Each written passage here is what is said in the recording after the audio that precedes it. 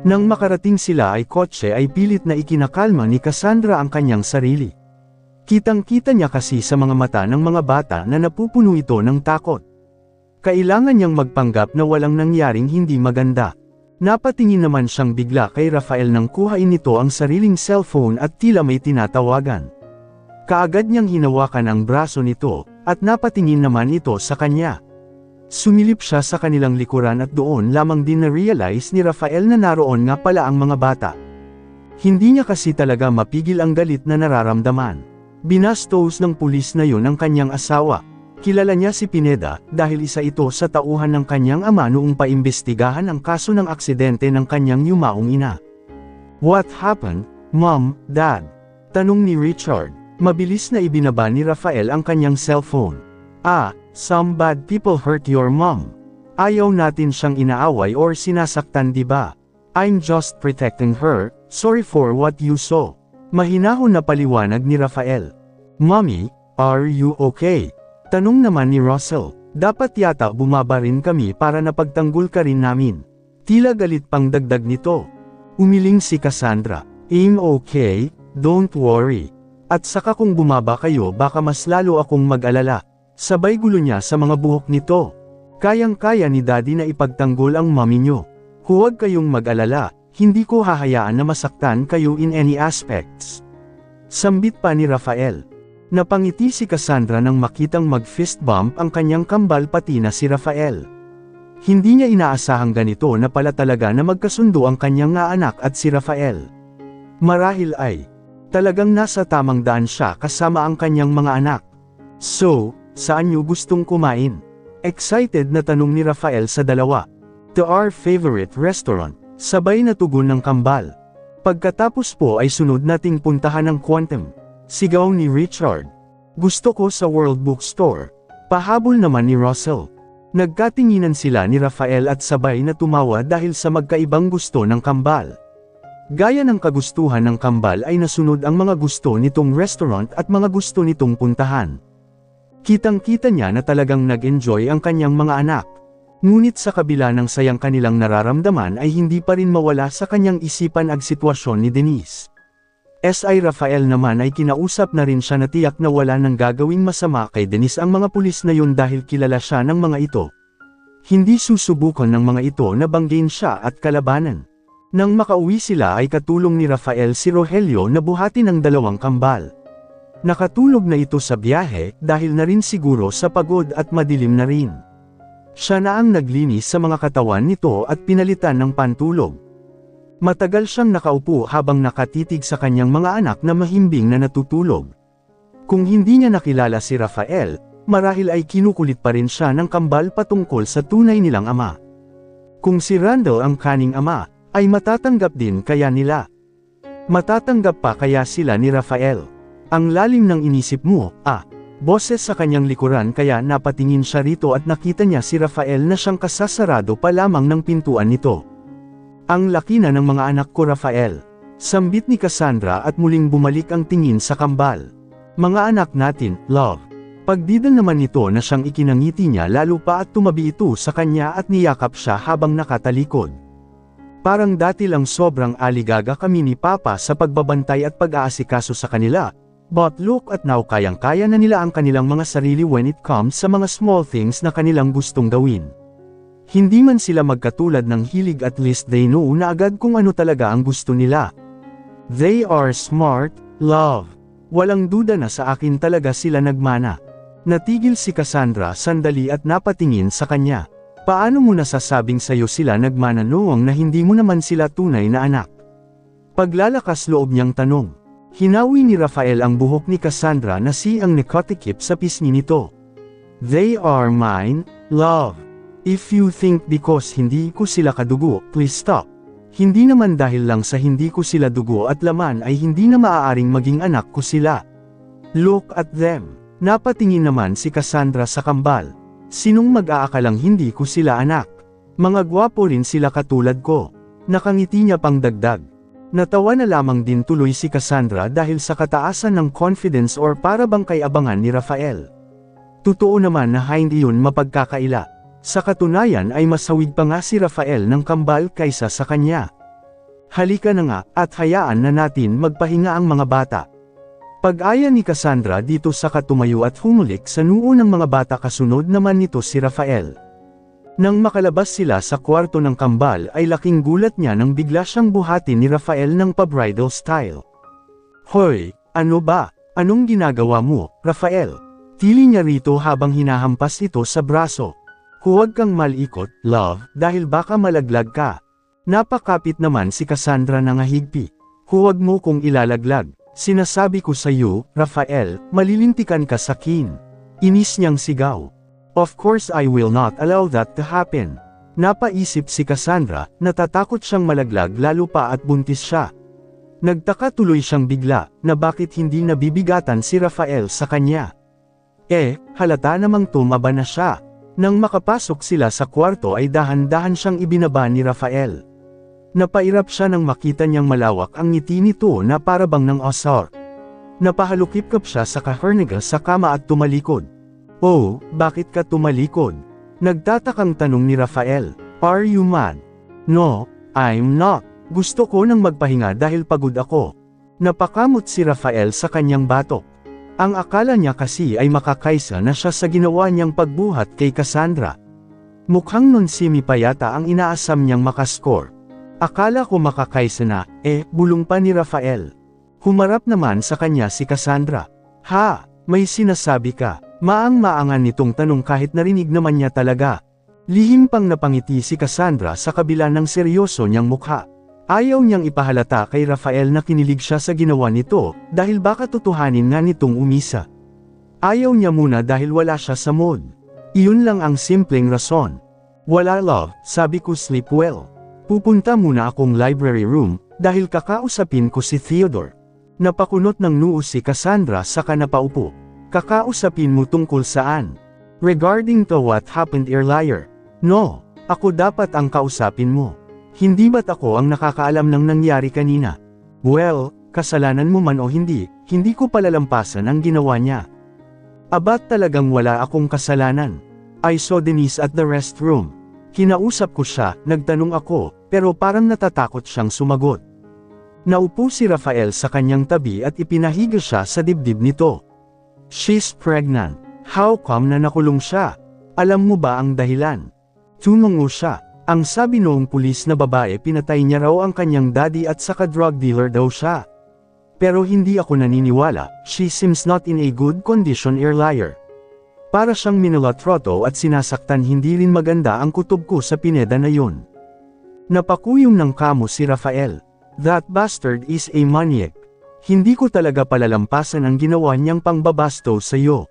Okay naman ako, wala namang masamang nangyari sa akin. Ang gusto ko ngayon ay matulungan na ilabas si Denise. Hanggat maaari ay ngayon din sana. Bigla ay napahiwalay si Cassandra kay Rafael. You are big person, kilala kang tao. Maybe mayroon kang kakilalang tao na kayang-kaya siyang palabisin ngayon ding oras mismo. Napaisip si Rafael. Kilalang tao nga siya, pero hindi lahat gusto siya.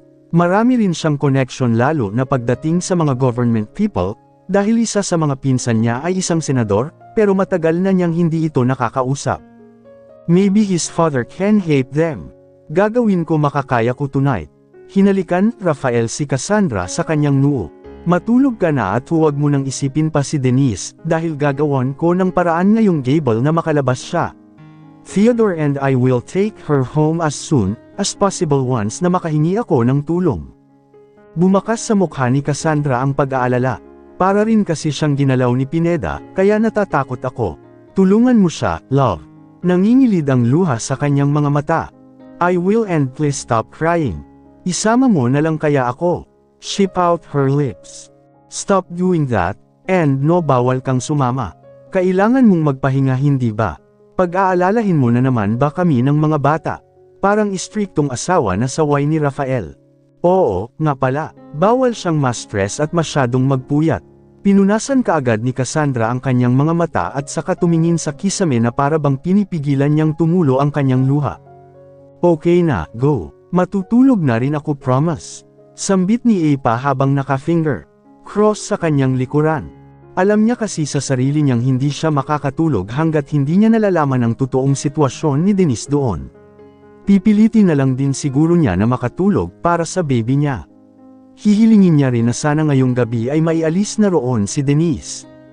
Hinalikan siyang muli ni Rafael sa kanyang labi bago ito tuluyang lumabas sa kanilang kwarto. Napabuntong hininga siya nang magsarado ang pinto.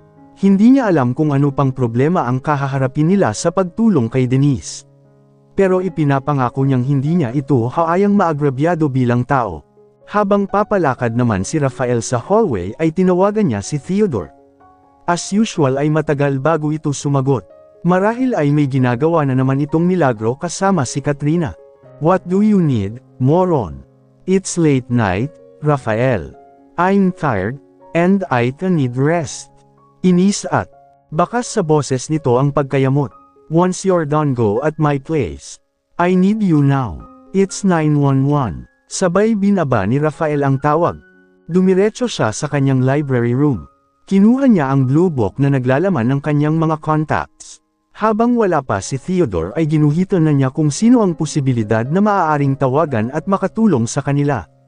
Natigilan siya nang makita ang pangalan ng kanyang ninong Castro. Kasalukuyan itong governor sa Manila. Ito ang una sa kanyang listahan dahil bukod sa ninong niya ito ay mabait ito at madaling lapitan. What kind of emergency? Matamlay at tamad na bungad ni Theodore nang makapasok itong library room.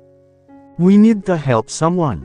Denise is in jail. Oh, si Denise. Si Denise yung maarte at nagiging masama pagdating kay Cassandra. Siya nga. Sabay buntong hininga ni Rafael. Oh, deserve naman sa kulungan noon. Ang sama kaya ng ugali noon. Kaya bakit mo tutulungan? Well, nakulong si Denise sa kasong murder. Pinatay niya raw ang sariling ama at sinabi rin ng pulis na drug dealer siya. Napataas ng kilay si Theodore.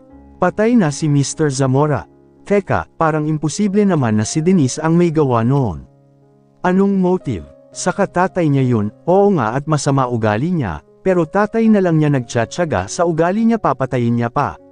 At saka drug dealer, siguro kung isa akong mafia boss, ipapapatay ko siya kaagad dahil sa kaingayan niya. Hindi siya pwedeng maging drug dealer. Mahabang paliwanag ni Theodore saka naupo sa sofa. Kaya nga di ba aalamin natin ng katotohanan. Pero bago yun tutulungan muna natin siyang makalabas, dahil nag-aalala sa kanya si Cassandra. At nag-aalala rin ako kay Cassandra. Hay naku, anghel talaga itong si Cassandra no. Tapos ikaw fallen angel. Binato ni Rafael ng ballpen si Theodore at kaagad naman itong umilag habang natatawa at naka-peace sign. Puro ka na naman kalokohan, Theodore. Umayos ka nga. Seryosong sambit ni Rafael at muling tumingin sa blue book. Tawagan mo si Jack at Jill. Utos niya rito. Si Jack at Jill, seryoso ka? Gulat na tanong ni Theodore. Ito kasi ang mga tauhan nila na lam'iligpit ng kanilang mga kalat. Ito rin ang lam'iligpit sa mga taong gusto nilang burahin sa mundo. At sobrang tagal na, halos taon na bago ito ipatawag muli ni Rafael. Tumango si Rafael. Kailangan ko sila, may ipapatrabaho akong pulis. Nakahalukip-kap na tugon ni Rafael.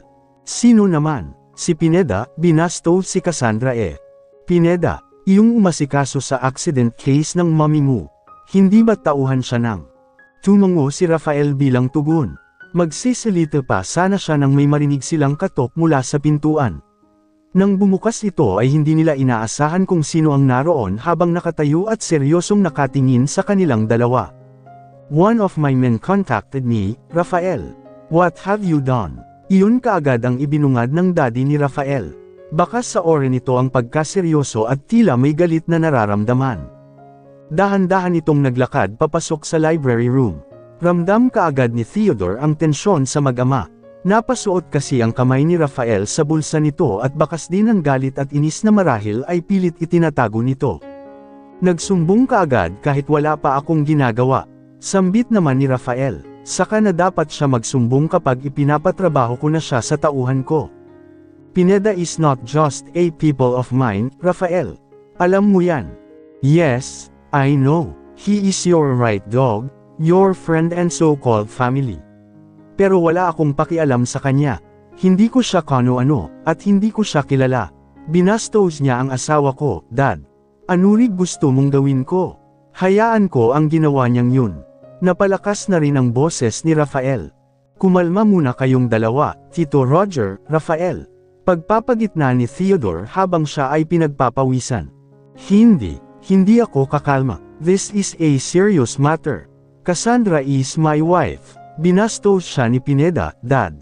Nang tuta niyong simula pa lang noon ay many okis naman talaga. Hindi ko nga alam kung bakit nagkaroon ka ng tauhan na ganun ang hilat siya ng bituka. Totoo ba ang iyong sinasabi? Kalmadong tanong ng matanda. Hindi ako magsisinungaling dahil wala akong mapapala sa ganun. Kung gusto niyo ay kausapin niyo si Cassandra kung talagang hindi kayo naniniwala sa akin. Hindi na nagsalita pa si Roger at lumabas na ng library room. Napakuyom siya ng kamao habang nakatayo sa hallway. Akala ko nagbago ka na, Pineda.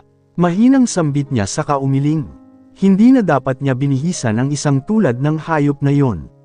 Ngayon ay isa pa tuloy sa kanyang pamilya ang binastos nito. Sisiguraduhin kung hindi ka nasisikatin pa ng araw, Pineda.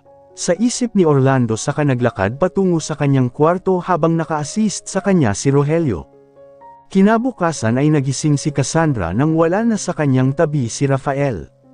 Habang may patuloy naman na kumakatok sa pintuan ng kanilang kwarto, pupungay Pongay ang kanyang mga mata na tumayo at nagtungo sa pinto sa kamarahan na pinagbuksan ito. Breakfast is ready. Let's go. Nakangiting sambit ni Samantha na siyang ikinakunot niya ng noo. What do you mean? Naguguluhan niyang tanong. Nananaginip ba siya? Heto sa harap niya si Samantha, nakangiti at tila ba wala silang away na naganap. Malayong malayo ito sa Samantha na nakilala niya. Come on, magbihis ka na ng maayos. I have good news, kaya maganda rin ang gising ko. Tila excited pa nitong sambit. Nakita niyang nagbukas ang pintuan ng kambal at laking gulat niya nang lapitan ito ni Samantha at nagtawanan pa ito habang ginugulo nito ang buhok ng kambal. Kung si Richard ay tuwang-tuwa, si Russell naman ay nakatingin sa kanya at nakabusangot. Hindi niya talaga maintindihan ang mga nangyayari. Pumasok na siya nang bumaba na ang tatlo saka nag-asikaso para magpalit ng damit at makapag-ayos. Palaisipan pa rin talaga sa kanya ang ikinikilos ni Samantha. Wala namang bakas ng kaplastikan, pure na sensibilidad ang kanyang nakikita. Bumaba na siya at sakto naman na nakita niyang may dalang tray si Katrina kaya dumaikit siya rito. Anong mayroon? Ang daming pagkain, may okasyon ba ngayon ang mga Roosevelt? Sunod-sunod niyang tanong dito ng pabulong lamang. Hindi ko rin po alam, Ate Cassandra. Iyang si Brunhilde Samantha po ang nagluto ng lahat ng ito. Naging assistant nga lang po ang ating cook. Napaawang ang labi ni Cassandra. Seryoso, parang pang-restaurant itong mga hinain niyo, namamangha namang niyang sambit. Magaling po talagang magluto yan si Ma'am Samantha, tinuruan daw po ni Madam noon. Sambit naman ni Ariana. Napatango na lamang si Cassandra. Pero anong okasyon? Anong good news ang sinasabi ni Samantha? Bigla naman ay nakaramdam siya ng kaba. Paano kung sabihin na ni Samantha ang kanyang nalalaman tungkol sa kanya? Tungkol sa una nilang pagkikita noon. Marahil ay good news ito para kay Samantha dahil gusto nito na masira sila ni Rafael. Ngunit, hindi ba't dapat ay mas lalo itong magmoldita sa kanya? Kaysa lituhin at tanungin pa ni Cassandra ang kanyang sarili ay naglakas loob na lamang siyang magtungo sa dining table. Naroon ang lahat, maliban lamang kay Rafael. Napakunot siya ng noo. Bakit wala ito rito? Nasaan kaya siya? Huling usapan nila kagabi ay ang tungkol kay Samantha. Upo ka na, Cassandra. Nakangiting western pa ni Samantha sa kanya. Hindi na siya nagsalita pa dahil pakiramdam niya ay mas lalo lamang siyang mailang. Nang makaupo siya ay nagbukas si Samantha ng champagne, at isa-isang sinalinan nito ang kanilang baso. Nag-aalangan pa siyang ailahad ang kanyang wine glass dahil bawal sa kanya ang alkohol. Nagpunta si Samantha sa gitna at nakangiting nakatingin sa kanila. Para saan ba tong engranding handaan na ta? For so many years, ngayon ko lang ulit matitikaman ang mga niluto mo. Nakangiting sambit ni Randall. Well, this is the perfect time to say this our big surprise. And you, Randall, will benefit to it. Napakunot naman ng noo si Randall. Me, tanong niya saka napatingin sa mga tao na nasa hapagkainan. Bumilis ang tibok ng puso ni Cassandra. Ano ba itong sinasabi ni Samantha? Anong surprise? Paanong magbe-benefit si Randall doon? Sumakto pa talagang wala si Rafael sa kanyang tabi. Oh my gosh, I'm so excited. Sobrang tagal kong hinintay to. Tila kinikilig pang sambit ni Samantha. Say it, sweetheart. Excited din kaming malaman yan. Tugon naman ng daddy nila. Guys, I just want to say that I am pregnant. Napatayo si Alfred. You are what? Tila gulat nitong tanong at bakas na walang kaalam-alam sa sinabi ni Samantha. Yes babe, we are having a baby. Mangiyak-ngiyak na tugon ni Samantha. Mabilis na lumapit si Alfred kay Samantha at niyakap niya ito ng mahigpit. Hindi alam ni Cassandra kung saya ba ang kanyang nararamdaman o kaba. Ewan niya, hindi niya moari. She's also pregnant. So it means dalawa na silang buntis dito sa mansion, pero sa case ni Cassandra ay wala nga lang nakakaalam. Napatingin siya kay Randall na para bang namumutla at pinagpapawisan. Nang sumulyap siya sa ama nila Rafael ay ganun din ang reaksyon nito, maging si Rogelio. Is there something wrong? Hindi ba't masaya dapat sila? Nagkaroon ng konting katahimikan at si Cassandra na ang siyang pumutol noon. Tumayo siya habang hawak ang baso na may lamang wine. Congratulations sa inyo, Samantha and Alfred. Let's cheers. Bitawan mo ang basong hawak mo. Isang malakas na sigaw ang umalingaw sa dining table. Lahat sila napatingin dito at nakita niya ang galit na ekspresyon ni Rafael. Binitawan niya ang baso at dali-dali naman na lumapit ito sa kanya. Bawal kang uminom ng kahit anong klaseng alak, di ba? Are you not listening to your doctor or to me? Pagpapagalit nito sa kanya na siyang dahilan kaya siya napayuko. Pakiramdam niya ay isa siyang batang pinapagalitan sa harap ng maraming tao. Nagsasaya lang naman kami. Tama, nagsasaya lang naman kami kaya huwag mo naman pag-alitan si Cassandra. Sambit pa rito ni Samantha. I'm not talking to you. Tugon ni Rafael nang hindi pa rin tinitingnan si Samantha. And besides wala akong pakialam kahit inong dahilan pa ng pag-inom ko ng wine. Ang bawal sa iyo, ay mananatiling bawal. Alam kong alam mo yan sa sarili mo. Seryoso pa rin na sambit ni Rafael. Tama na yan, Rafael. You already ruined the surprise, alam na ngayon ni Cassandra ang tama at mali. Sambit ng daddy nila ngunit sa kalooban nito ay pilit siyang napapangiti dahil sa napaka-protective bilang isang asawa si Rafael. Maupo ka na nang makakain na tayo. Dagdag pa nito. Doon lang naalala ni Rafael ang kanyang kasama. Sandali lang, may tatawagan lang ako. Umalis si Rafael at nang bumalik ito ay kasama na niya si Denise. Nanlaki ang nga mata ni Cassandra at napaawang ang kanyang labi. Dali-dali siyang tumakbo papalapit kay Denise at niyakap ito ng mahigpit. Tiniyak niya lamang na hindi maipit ang tiyan nito. Mabuti naman ang nakalabas ka na, mangiyak-ngiyak na sambit ni Cassandra. Oo nga, maraming salamat sa inyo.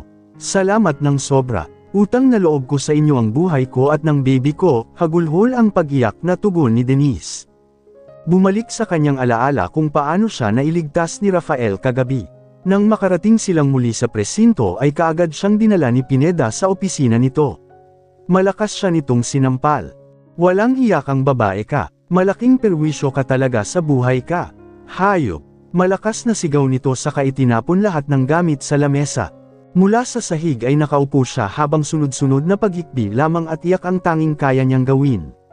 Nananakit ang kanyang tiyan at naninigas ito, marahil ay nararamdaman ng kanyang baby ang sakit na nararamdaman niya.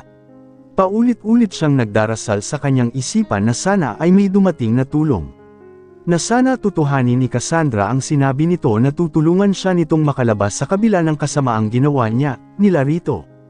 Kinuha ni Pineda ang telepono at doon ay may idinayal.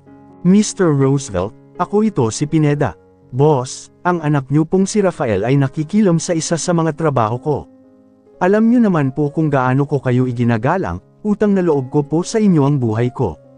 Hindi ko kayang kalabanan ang anak niyo. Sana po ay pigilan niyo sila sa binabalak nilang makiilam sa aking trabaho. Maraming salamat po, Boss Amo. Bakas sa boses ni Pineda ang paggalang at panginginig dahil na rin siguro sa takot. Nang mga oras na yun ay nawalan na ng pag-asa si Denise. Mismong ama ni Rafael ang kausap nito, mas kilala ito at mas makapangyarihan. Anong magiging laban nila dito? Ipinangako ko na sa sarili ko na hinding-hindi na ako hihingi ng tulong o pabor sa matandang yun. Pero anak nang dahil sa iyo ginawa ko na naman ulit. Galit na muling sigaw ni Pineda. Marahas na hinila ni Pineda ang kanyang buhok.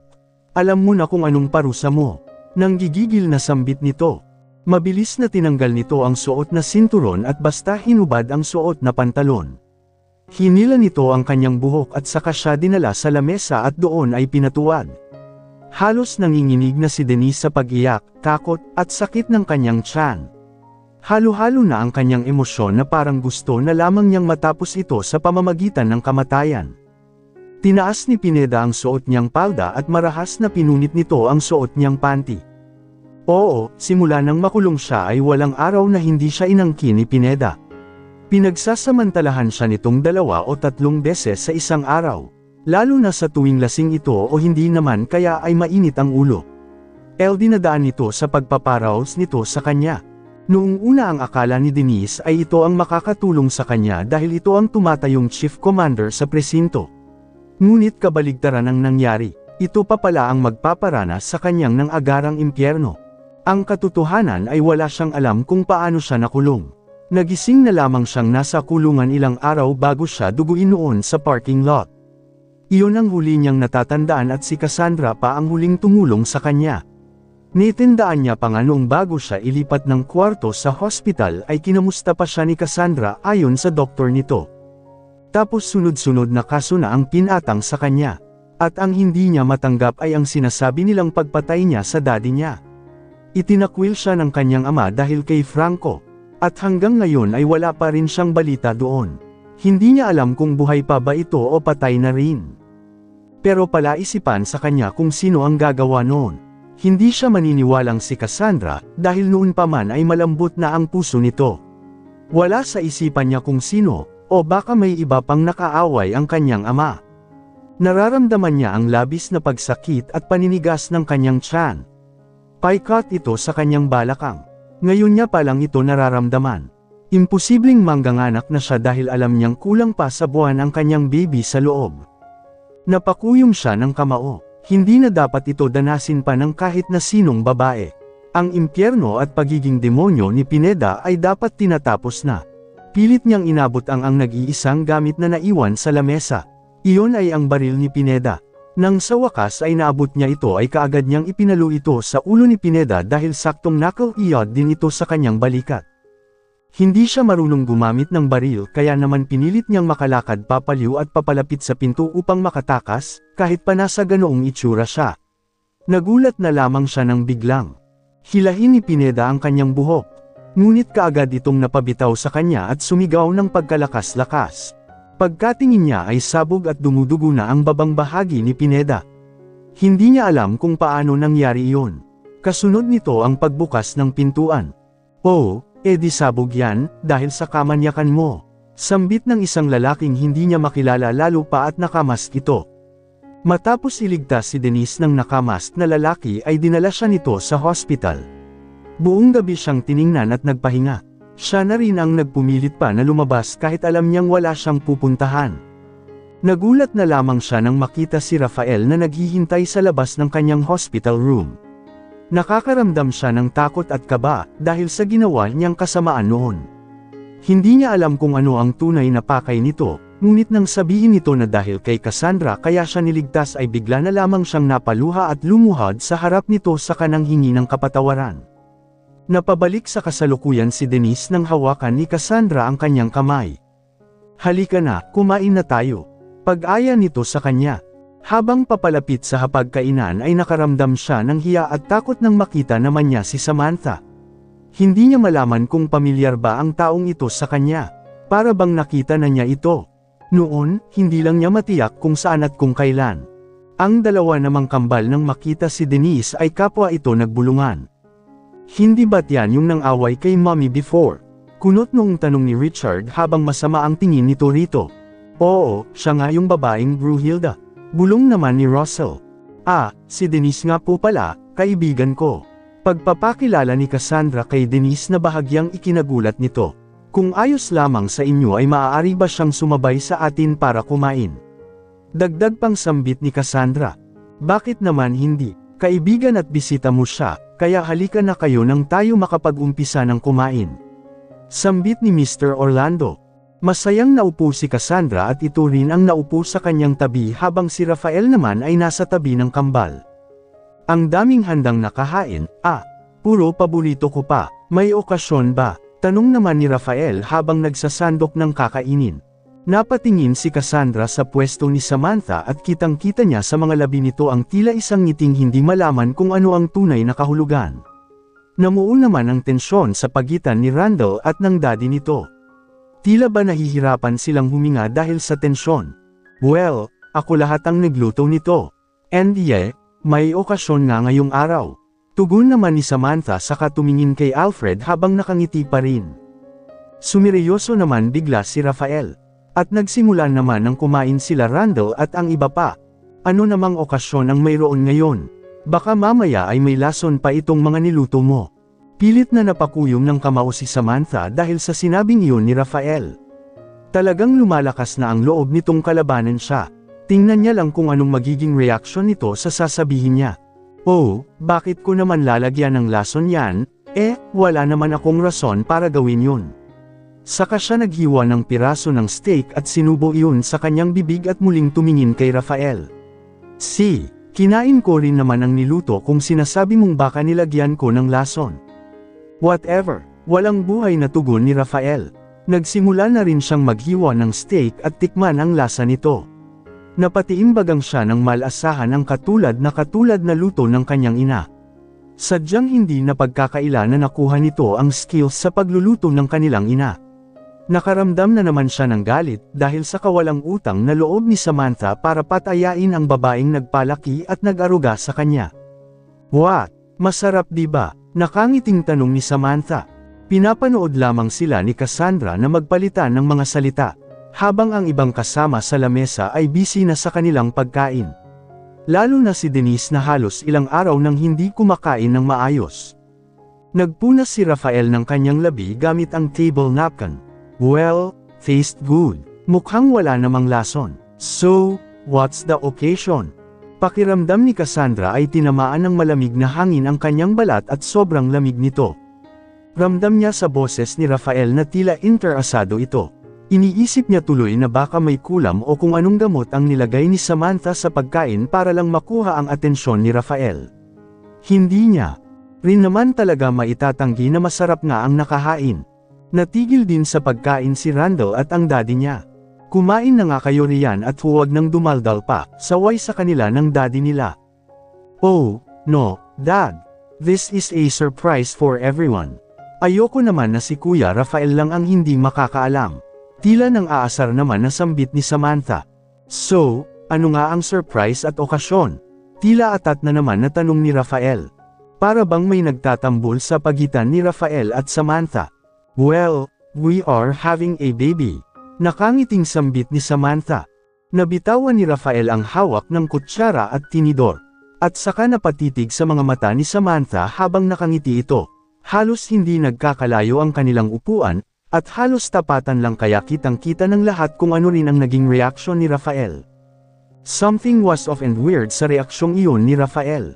Pakiramdam ni Cassandra ay mas gulat pa ito sa nalamang buntis si Samantha kaysa sa kanya, kung aamin siyang buntis siya. Bigla naman ay nakaramdam si Cassandra ng pagsusuka. Hindal niya mapigil ang hindi maduwal. Doon naputol ang tensyon sa pagitan ni Samantha at Rafael dahil nakuha kaagad ni Cassandra ang atensyon ni Rafael. Love, are you okay? Kaagad na tanong ni Rafael na nasa kanyang table. Tumungo lamang siya bilang tugon at tumingin sa mga kasama sa lamesa. Pasensya na, mukhang hindi pa rin maganda ang pakiramdam ko. Sambit niya at dali siyang tumayo at nagtungo sa itaas na diyang kaagad din namang sinundan ni Rafael. Mula sa comfort room ay naabutan ni Rafael si Cassandra na nakayuko habang sumusuka. Hinaplos niya ang likuran nito upang makatulong na mapahupa ang nararamdaman nito.